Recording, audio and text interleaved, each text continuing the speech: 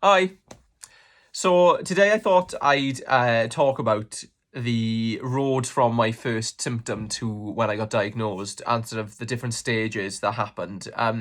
Since I've posted online about my situation and my diagnosis, I've had quite a few people say to me, they've got a similar issue. They're in the middle of going to their doctor, or they've been putting it off for a certain amount of time, or even that their doctor's been putting it off because sometimes that happens. And I just wanted to sort of show people how my process went. It went well. It wasn't perfect, but it went well. And I've been diagnosed basically within 2 months, which is, all things considered, really good. But yeah, so when Christmas time was upon us, my mother was staying here for a month. And towards the end of Christmas, it was more towards the end of the Christmas period, so around 5th of January maybe, something like that. I've noticed when I was just sitting on the sofa in the night that my lymph node, sort of just underneath my earlobe, but in line with my chin there, had swollen.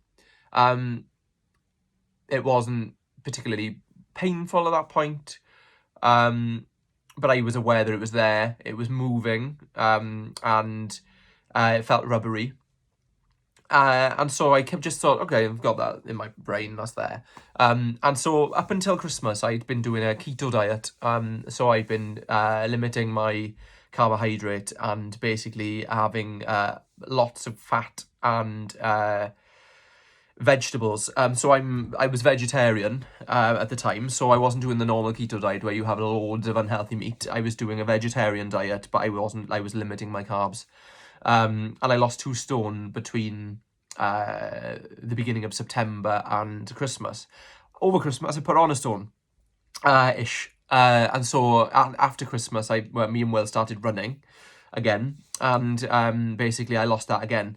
But when I started running, it was a bit more or less, I noticed that this had come up in my neck, and then basically over the next couple of weeks, I kept an eye on them, and they did sort of go from node to node.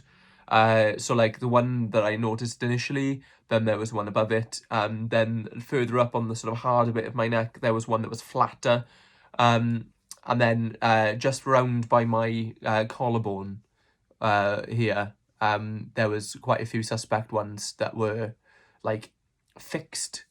And so when you look it up, they basically say to you that if they're painful, then you haven't got anything to worry about, because of the fact that, that's usually an infection and you're fighting off something. But over the course of the last 2 weeks, they'd been really hurting, aching. It was like a dull ache. And so it was playing up with my shoulder. It was playing up with and so to the point where it was stopping me from being able to do stuff. And that's when I thought to myself, okay, I'm gonna keep a close eye on this now over the next 2 weeks again.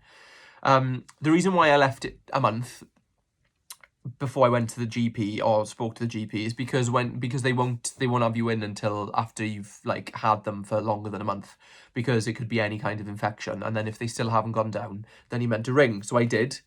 I rung at the beginning of February. Then I was told that I couldn't have an appointment until 3 weeks later on the telephone. So I waited, and then I had my appointment on the phone. And then she booked me in for the following Monday, which was only 4 days later, to have a face-to-face appointment. So I was really happy with that.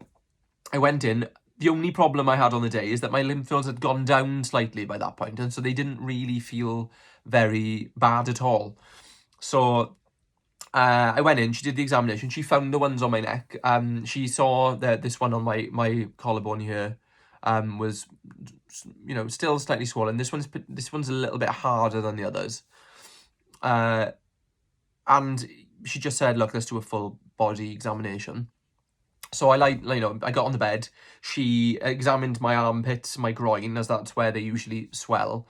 And there was nothing there. And so that was me then, literally for the next however long, every second of every day, it was like this, my armpits and my groin, checking everything. But there was nothing. They've never come up. But she sent me for blood tests anyway, full blood count, full blood work. And so that was that. And she said, if within the next 2 weeks you, because that's when my blood test was booked for in advance, if within the next 2 weeks it gets worse or, you know, there's any changes, then let me know. So I had that in my brain. 3 days after that appointment, this lymph node on my collarbone here, I don't know whether you can see, let me try and see if I can, no, I mean, there's like a lump there you can see. This one there had completely like blown up till it was like sticking out so high. It was like a 3 centimeter diameter, and poking out of my clavicle. So you can like where this one you can see the hole there. This one you can see it's coming out now there, and that kind of moves around, but it's almost like stuck. And that one was rubbing against my collarbone, and so that was really, really painful, which again is really unusual. So I at this point it had been like what, 8 weeks, between 6 and 8 weeks, since I had, you know, noticed them. So a couple of days of that, and it didn't go down. So I called 111, because I tried calling the doctor to book another appointment, and they said I wouldn't be able to have another appointment until the 13th of March, which at that point was just way too long to be like, my mind was playing tricks on me at that point. So I called 111. I went through the phone. I went guided through the phone conversation by the lovely girl on there, and she basically gave me a referral back to my GP the day after, so that I could have another appointment again, so that they could see the way that it was then. So that was that. My bloods hadn't come back at this point. So because I hadn't gone for the blood tests. My blood tests were scheduled like for 2 days after this new appointment that I'd made as an emergency. So I went back into the surgery, and the new doctor saw me, and she said like, okay, this isn't normal. This is definitely something we need to get looked at. And I appreciated her like tone at that point, because I was feeling exactly the same. She said like, we need to get you in to see hematology. And so I was referred on a 2-week urgent referral to hematology at the Queen Elizabeth Hospital in Woolwich. And then they rung me then about 4 days later to book me in for a couple of days after that, to see my consultant, who is Dr. Rashid, who is excellent. And so yeah, I managed to have my appointment then so I think it was like the 12th of March or the 14th of March was like my first consultant appointment in hematology. And then I did the same thing with her. By the time I got there, my lymph nodes had gone down. She did a full examination again. She spoke about my life. We spoke about you know, anything that it could possibly be. But at this point, my bloods had come back, and she had them on the screen, and they were completely fine. I was HIV negative. I'd had all of my like my liver, my you know, all of my blood work had come back fine. My red and white blood count. Because obviously it's hematology, so they wanted to, the point that the reason why I was there is because lymph nodes are part of the lymphatic system, and so it's to do with blood. And she said to me at the end of the consultation, she said, Scott, I am 95% certain that this isn't cancer, but we need to double check and make sure. So what we're going to do is we're going to send you for an ultrasound of your neck, and then if the doctor thinks it's you know, important to do so, he'll then do a core needle biopsy, which is basically they put the needle through your neck into the lymph node, and there's like on the inside of the needle there's like a tube, and so they push it in, they clamp it, and then that like takes a section or chunk of your lymph node away from it and then pulls it back out, and then they send that for samples. So I went home, I was like, fine. I was really relieved and sort of reassured, that it wasn't, that 95% certain it's not going to be cancer. And I was also relieved she's going to send me for the tests anyway, because she wants to just, make sure.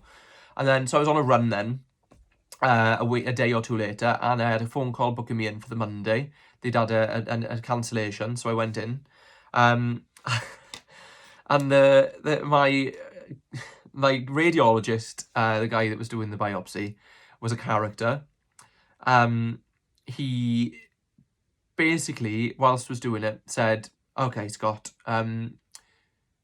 He'd put the ultrasound on my neck, but it wasn't where all of these ones were that I'd been like keeping an eye on. He'd put it here, and so he was going around here. He was going around this side. And he said, when he went over this one, he just said, "Scott, this one is highly suspicious," which obviously isn't the word you want to hear. And so I'm going to take quite a few biopsies of this one. And what I didn't realise is that this one is actually like it's there, and it's about this size, so quite big. But obviously I can't see it. And can't feel it either. I can kind of feel it when I push there now, because I can see the mark where I had the biopsies done. So yeah, he took those biopsies, and whilst it was in me, I was saying to him, try not to talk too much. I was saying to him, if it isn't, what's the likelihood of what it is? If it isn't anything serious, and he just said, well, it could be benign. But he did say that he is certain he would put money on it being lymphoma. And so then the word cancer's in my brain. And he just kept going on about it being lymphoma and how he's so certain, like, and laughing about it. And I'm just thinking, yeah, this is really an appropriate time to be telling me, that he, in his opinion, I've got it, but it hasn't even been checked. And like, he isn't my consultant. And so he said, right, they let you know in a week. And so then I had a week of having to wait for the results of the biopsy. My anxiety levels were, I've never had anxiety like it. It was, and it was awful. Because one, you're waiting for an answer that you don't know if you're going to get, but also you're waiting knowing that you've got potentially cancer, and you're having to wait all this time. You're everything in you just makes you want to go, let's have the treatment now. Let's just do it now. So I went home. I didn't really get any work done that week. I sat on the sofa many times and just sort of did minuscule things. Didn't even cook. And yeah, I had a phone call then from my original consultant, who told me that it wouldn't be 90, she thinks 95% that it isn't. And she said, Scott, the results have come back inconclusive. So we need to send you for a full body PET scan. So I was like, yeah, okay, fine. And it was going to be for a week after that conversation. But then, thankfully, when they sent it to me, my doctor, Dr. Rashid, who was like, again, I can't stress how good she is. She just said, she rang me up the day after I'd had that letter and said, have you had the letter? And I said, yeah, I have. It's going to be next week. And she said, no, we're going to do this tomorrow. Or at least I'm going to try and get this done, because I've got a meeting that I need you to, I need to discuss you in with all of the sort of practitioners. And at this point, obviously, I hadn't been given any kind of diagnosis. As far as I was aware, the last thing I heard, it wasn't cancer. But then I know from now that if I'm going for a PET scan, then that is to find out the areas where your cancer is. So basically, they inject you with a glucose syrup that's it's radioactive, and they put that in you and you wait an hour, and it goes all around your body, and then they put you in the big kind of like MRI machine to have the PET scan, and it detects the areas of energy where the cancer is eating up or using up the most sugar. Yeah, Horrible news again that I had to go and have a PET scan. At this point, I'm obviously making myself know. I know at this point that it's cancer, but I haven't been told. So yeah, I went for my PET scan. That was fine. I wasn't going to get the results of that until however long. I knew that Dr. Rashid's meeting wasn't until the following Tuesday. So I thought, right, I'll wait until the following Tuesday. That's probably when I'm going to get my results, and she's going to ring me. But then Tuesday came, Wednesday came, Thursday came, and I rung up, and the receptionist said, "Oh no, you've got an appointment booked for the 8th of April, which I knew about. That's when you're going to get your results." So I was panicking again then. I was like, oh my God, I've got another week to wait. But then, because I had a date and I wasn't just hanging on, we had a really productive week. I thought, you know what, it is what it is, and I'm gonna be fine. I'm gonna, like get on with life as the way that it is. Anyway, so that was that. And then the day before my appointment, on the 8th of April, I had a text on my phone from the hospital saying that my appointment has been changed to a stay-at-home appointment, telephone consultation. And so I was like, oh, this is strange. Like, if I was going to be told that I was going to have cancer, which is at that point I thought it was going to be, then I wanted to know that it was going to be, I wanted to be able to sit there and write everything down and take all the notes that I needed, have all of the information that I needed. But hey, okay, we can do that over the phone. If the doctor thinks that that's fine, we'll do it. In my brain, I was thinking, oh, is that a positive thing? Is that a negative thing? Anyway, the next day came. My appointment time, 11 o'clock. I was waiting. 20 minutes later, I had a phone call from Dr. Rashid, and she was like, where are you? I was like, I had a text yesterday saying my appointment is going to be via the telephone. She was like, no, this is a mistake. And so then she said, when can you come in? And to be fair, like, she was amazing. She just said, like, come in now, we'll make room for you, I need to speak to you. And obviously, whilst that's good, at the same time I was like, okay, this is gonna be bad. So we hot-footed it to the hospital, and there I was told with my nurse that I've got cancer, and I've got stage 3 Hodgkin lymphoma, high grade. So yeah, long story, lots of different elements in between. But it kind of like, between the point of like being referred and being diagnosed was a month, which I think is good, like really good. The point of going from knowing that I've got them to being diagnosed, 3 and a bit months. Not so good. So it was the getting into the GP that and sort of getting the relevant things done and making them realise that it was going to be a serious thing to look at. That was the worst thing. But yeah, I've had it now, and hopefully we're not going to have any more interjections. I'm just now currently waiting for my appointment date for my chemo.